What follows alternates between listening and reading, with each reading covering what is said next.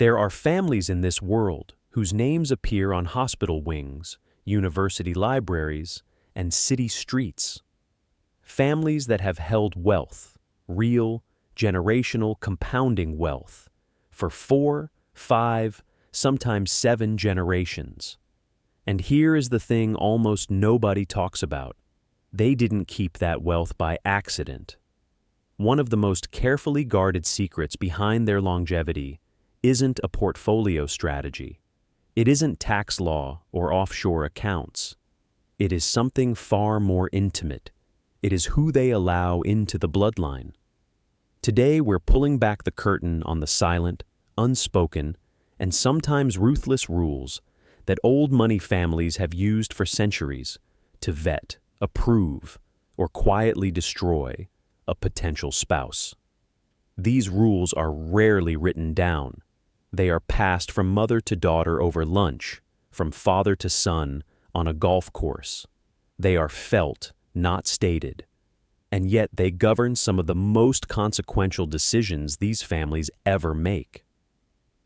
Stay with me, because whether you come from money or not, what you're about to learn will permanently change how you see wealth, marriage, and power. Before we get into the rules, let's be precise about what we mean by old money, because this is not about celebrities, athletes, or tech billionaires. Those are new money. Flashy, yes. Powerful sometimes. But operating by entirely different social codes.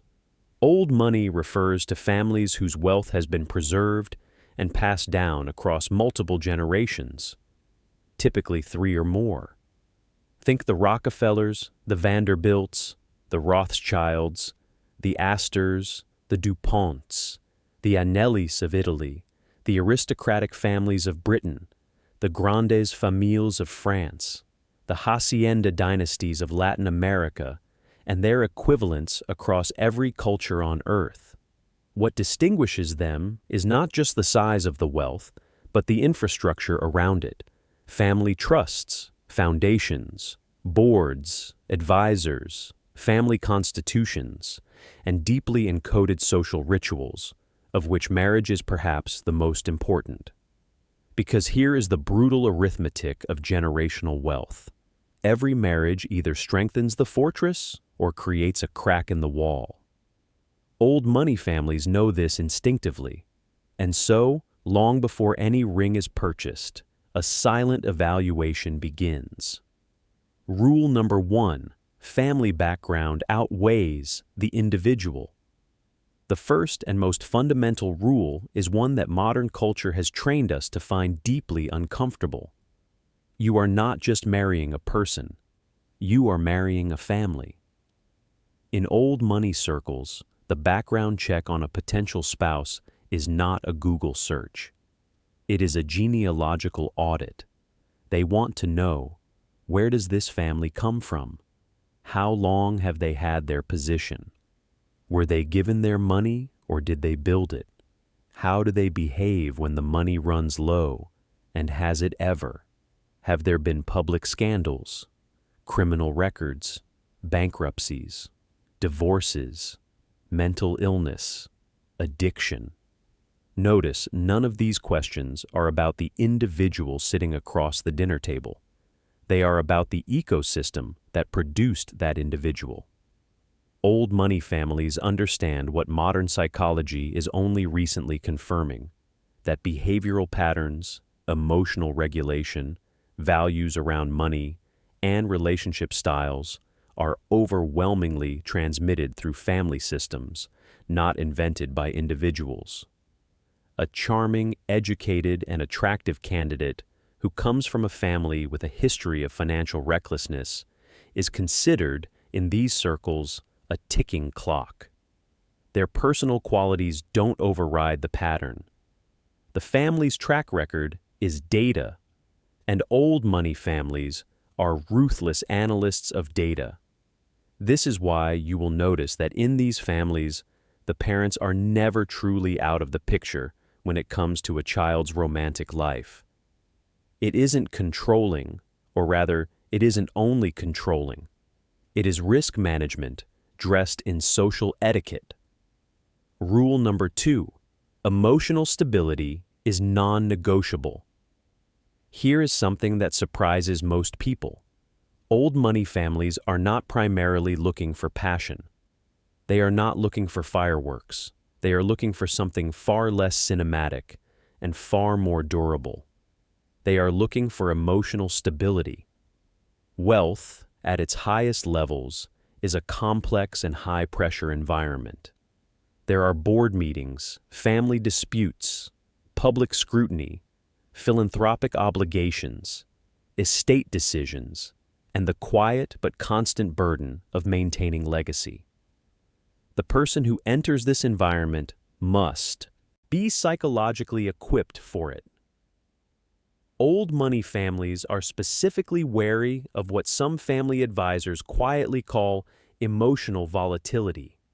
Dramatic highs and lows, public displays of grievance, an inability to manage conflict discreetly, or a tendency toward what one wealth consultant described as performing distress. The ideal spouse, in their framework, is someone who is calm under pressure, who handles disappointment with grace, who does not require constant external validation, and who can sit in a room full of powerful, opinionated people and be utterly composed. This is why old money courtship often involves deliberately stressful social situations.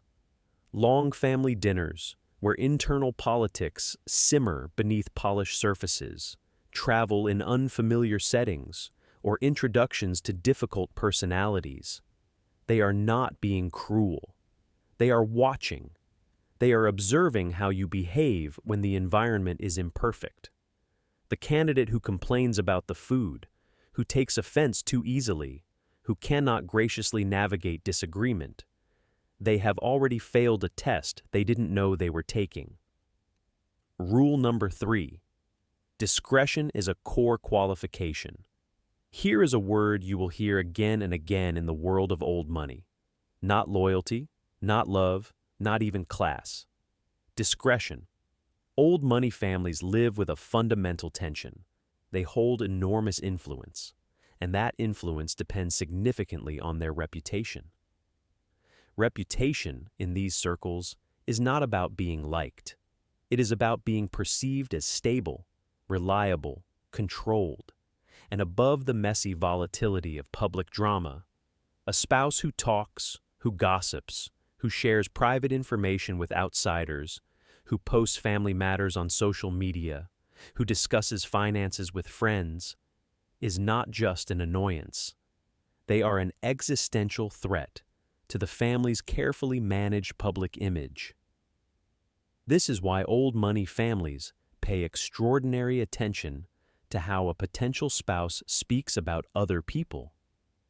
If you are dating someone from such a family, and you freely gossip about your friends, share confidences you were trusted with, or speak carelessly about private matters, they are noting this carefully, because they know if you do it about others, you will do it about us.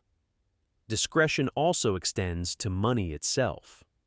Old money people rarely discuss specific financial figures, even among themselves. A potential spouse who asks too many questions about the family's assets, who seems overly curious about inheritance structures, or who makes financial assumptions out loud, has triggered an alarm. The unspoken rule is simple. Money is never the subject of conversation. Money is the context in which all conversation happens. Rule number 4. Values alignment, not just lifestyle compatibility. Here is where old money thinking diverges dramatically from how most people approach marriage compatibility. The average person asks, do we like the same things? Do we enjoy the same lifestyle? Do we travel well together? Old money families ask a different and deeper question. Do we hold the same values around stewardship, legacy, and obligation? Because the heir or heiress of a significant family fortune is not truly an owner in the way we typically understand ownership. They are custodians. The wealth existed before them. It is meant to continue after them. Their job is to preserve, grow, and wisely deploy what was entrusted to them, and eventually hand it on. A spouse who views the family wealth as a lifestyle resource, as something to be consumed rather than cultivated, is considered deeply unsuitable, regardless of how wonderful they are in every other respect.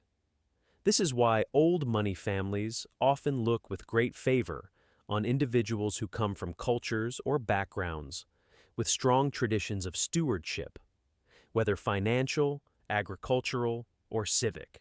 Someone who grew up understanding that certain things are held in trust for the next generation is already speaking the family's language. They also look closely at charitable instincts, not performative charity, not someone who attends galas for the social credit, but someone who has a genuine, considered relationship with giving. This signals that the individual understands wealth as a responsibility, not merely an entitlement. Rule number 5, the mother's verdict. Across cultures and across centuries, there is a remarkably consistent pattern in old money families. The mother's opinion is decisive. This is not simply sentiment. It is structural. In most generational wealth families, regardless of whether the patriarch appears to be in charge, it is the matriarch who is the true keeper of the family's social and cultural standards. She is the one who has spent decades managing relationships, maintaining alliances, raising children to carry the family's values, and watching with an experienced eye who is genuinely suitable and who merely appears to be. Her read on a potential spouse is not based on a checklist. It is instinctive, accumulated, and usually devastatingly accurate. She has seen enough marriages from the inside, the successful ones and the catastrophic ones, to recognize the patterns early. Critically, she is looking for something that no interview can manufacture: genuine respect for the family's way of life, not admiration of the wealth, not deference to the power, actual, authentic respect for the rituals, the values, the obligations, and the history that the family has built. A potential spouse who tries too hard to impress the matriarch will often fail. She has seen flattery before. What she responds to is someone who is comfortable in themselves, who doesn't need to perform, and who treats the family's world with quiet, genuine appreciation rather than hungry fascination. If the mother is cold, the relationship is in serious trouble. If she is warm, the path becomes considerably smoother. In many old money families, her nod is the only one that truly matters. Rule number 6, the long courtship and the patience test. Old money does not rush. This principle extends to courtship. While modern dating culture moves fast, driven by apps, convenience, and the social pressure to be settled, old money families treat the courtship period as an extended evaluation. Long engagements are not unusual. Multi-year relationships before any formal commitment are expected. And during this time, the family is watching, assessing, and forming their collective view. There is a specific thing they are watching for: how the candidate handles uncertainty, because the one thing a long courtship creates is prolonged ambiguity. There is no ring yet. There is no formal place in the family yet.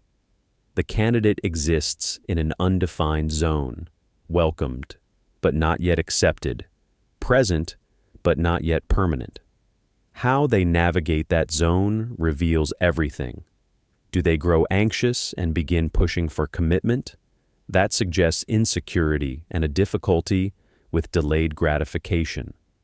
Do they behave one way in the early stages and differently as months pass? That is a consistency problem, Do they treat lower status family members and staff with the same warmth they show the most powerful figures in the room? That, more than anything, is the character test. Old money families have a well-worn saying in various cultural forms that translates roughly to this: watch how they treat people who can do nothing for them. The patience test is also a test of self-sufficiency. The ideal spouse is not waiting for the family to complete them. They have their own life, their own purpose, their own sense of identity. They are a full person who chooses this family, not a person who needs this family. Rule number 7, education and intellectual caliber. This rule is often misunderstood. Old money families do care about education, but not in the way people assume. They are not primarily looking for a prestigious degree. A diploma from an elite university is a signal of intellectual capacity, of the ability to move in certain rooms, of exposure to a certain world. But it is only a signal. What they are actually looking for is the thing the degree is meant to represent. They are looking for a mind that can hold complexity. Old money life involves complex legal structures, complex family dynamics, complex ethical questions about power and responsibility, and complex social environments where you must read rooms, manage relationships, and make long-term decisions under uncertainty.